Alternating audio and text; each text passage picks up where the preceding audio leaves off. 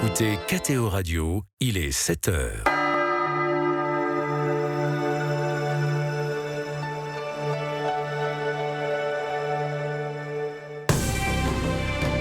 L'invité de la matinale. KTO Radio. Le 27 janvier 1945, les troupes soviétiques libéraient le camp de concentration et d'extermination d'Auschwitz-Birkenau. 1,1 million de juifs principalement y ont trouvé la mort sous le joug de l'Allemagne nazie.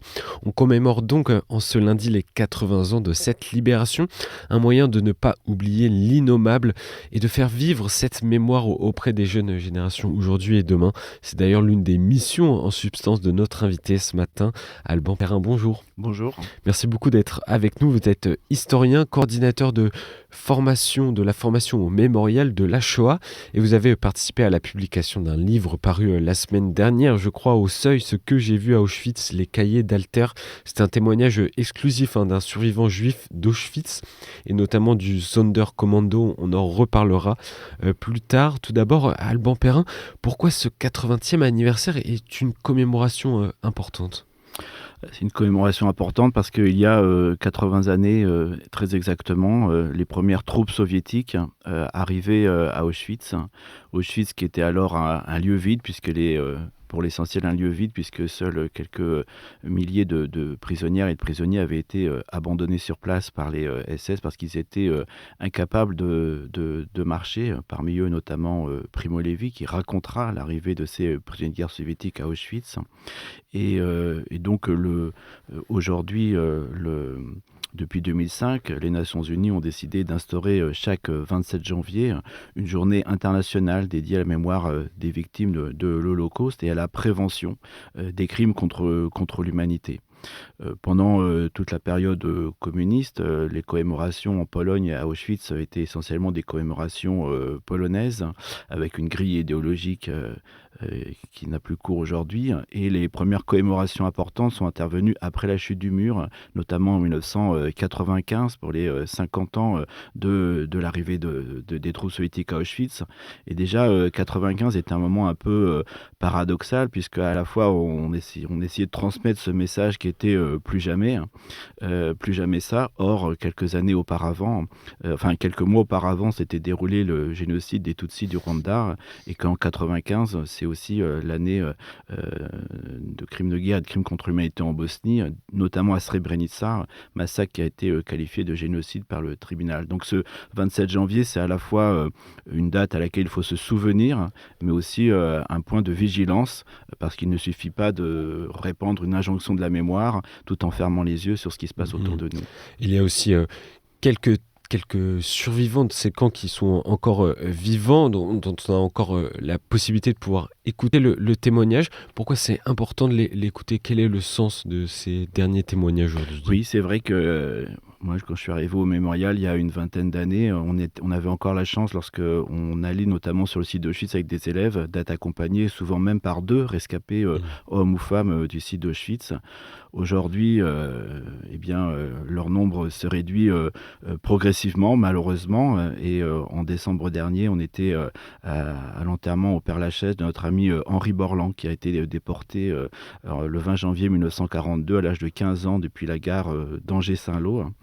Et puis après d'ailleurs avoir été interné au grand séminaire d'Angers après les rafles qui avaient été commis notamment avec le concours de la police française. Et puis donc il reste plus qu'une petite poignée de survivants encore en vie, notamment notre amie Ginette Kolinka, qui est née le 4 février 1925 et qui va donc nous l'espérons tous fêter dans quelques jours son 100e anniversaire. Et donc aujourd'hui ces rescapés ne sont plus qu'une poignée, et que ceux qui restent sont presque centenaires. C'est à nous de porter cette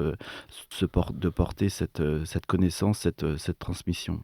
Vous travaillez auprès des professeurs, à augmenter, en tout cas à faire vivre en tout cas la formation auprès des professeurs de collège, de lycée au mémorial de la Shoah. Donc vous travaillez avec ces professeurs auprès des jeunes indirectement, et également comment ces jeunes aujourd'hui et ces professeurs appréhendent-ils l'histoire du génocide juif ? Alors les professeurs, abordent, je crois, de manière de plus en plus précise et l'histoire du génocide. Nous, notre travail au mémorial, au service des formations, c'est vraiment de mettre en contact les professeurs du secondaire avec des chercheurs, des spécialistes, avec un champ de recherche qui se renforce, énormément de publications, et donc des professeurs qui ont beaucoup d'appétence à mettre à jour leurs connaissances. Et puis on voit que le temps passant, finalement l'intérêt des élèves ne se dément pas. Ok. L'intérêt des élèves ne se dément pas. En revanche, ce qui est certain, c'est que pour les gens de ma génération qui ont 50 ans aujourd'hui, nos grands-parents, même s'ils n'étaient pas directement concernés par la Shoah, avaient vécu la Seconde Guerre mondiale. Moi, j'ai un grand-père qui était STO, l'autre qui était prisonnier de guerre, hein. Et donc, mais cette génération-là, ils sont partis dans les années 90. Donc, les gens qui naissent aujourd'hui, eh bien, l'histoire de l'assassinat des Juifs d'Europe leur paraît quand même comme quelque chose d'assez lointain et théorique. Et donc, c'est important de ne pas perdre ce jalon et cette vigilance. Mais dans l'ensemble, les professeurs nous disent que c'est une question qui, au contraire, suscite de l'intérêt auprès des élèves. Et pourquoi est-ce particulièrement important de transmettre cette mémoire à ces jeunes aujourd'hui ? Pour comprendre les mécanismes qui mènent d'un discours de haine, de rejet, de construction d'un ennemi totalement imaginaire à l'assassinat. C'est effroyable et pourtant presque fascinant du point de vue des sciences sociales de se dire que les nazis se sont donné un mal fou pour assassiner des gens qui en réalité ne représentaient aucune menace sur le plan militaire, pour tuer des gens qui pour l'essentiel étaient des civils dont ils étaient pourtant convaincus qu'ils étaient les ennemis du Reich et que derrière tous les ennemis militaires de l'Allemagne, les Britanniques, les Américains, les Soviétiques et leurs alliés, il y avait une espèce de complot mondial des Juifs pour détruire l'Allemagne. Et donc ces mécanismes qui mènent de la haine au meurtre, malheureusement, nous invitent à la vigilance aujourd'hui. On s'aperçoit que l'injonction de la mémoire, du souvenir, ou le fait qu'au lendemain de la Seconde Guerre mondiale, l'antisémitisme pouvait apparaître comme totalement disqualifié, n'empêche pas aujourd'hui, notamment sur fond de conflit au Proche-Orient, la résurgence d'une imagerie même antisémite que l'on croyait disparue. J'ajouterai à ça qu'à l'heure des réseaux sociaux, de l'intelligence artificielle et de la déformation de l'information, il est très important de lutter contre ces discours de haine, qu'ils visent les Juifs ou d'autres groupes de personnes. Sur la question de la mémoire, Alban Perrin, il y a des questions éthiques qui se posent sur la préservation, la rénovation des camps de concentration nazis comme à Auschwitz. Avec les effets du temps, ces lieux forcément s'abîment. Faut-il les maintenir ? Faut-il continuer à injecter de l'argent pour les préserver et continuer les travaux pour maintenir ces lieux vivants ? C'est une question qui se pose en particulier à Auschwitz, où jusqu'au début des années 2000, il y avait environ 500 000 visiteurs, enfin le terme est un peu maladroit, 5 000 visiteurs par an, 500 000 visiteurs par an, et aujourd'hui, bilan 2024, 1 800 000 personnes qui se sont rendues sur le site d'Auschwitz. Donc au milieu des années 2000, le directeur du musée, Piotr Tsiwinski, a lancé la création d'une fondation, la fondation Auschwitz, qui est dotée d'un capital important dont les intérêts permettent de réaliser des travaux. Et ces travaux, ils sont d'autant plus nécessaires que Birkenau en particulier est un camp qui a été construit hâtivement à partir de l'automne 41 sur un sol marécageux et que notamment à Birkenau, dans le fond de Birkenau, il y a les vestiges des installations de mise à mort et d'incinération des corps, les fameux chambres à gaz crématoires, les crématoires de Birkenau, que les principaux ont été construits en sous-sol, qu'ils menacent de s'effondrer définitivement. Or, autour de ces lieux, on peut vraiment faire, lorsqu'on est avec des professeurs, avec des élèves, un travail pédagogique essentiel pour essayer de leur faire comprendre ce qu'a été l'industrie de la mort, et ça n'est pas une métaphore de le dire, c'est-à-dire qu'il y a vraiment une rationalisation du crime, mise en forme technique du crime dont on peut rendre directement compte lorsqu'on est au bord de ces ruines. Ça apporte particulièrement de substance et d'intérêt d'apprendre cette histoire directement sur ces lieux. Oui, parce que notamment, je me place d'un point de vue de la formation des professeurs. Dans le manuel scolaire, il y a des plans du camp de Birkenau.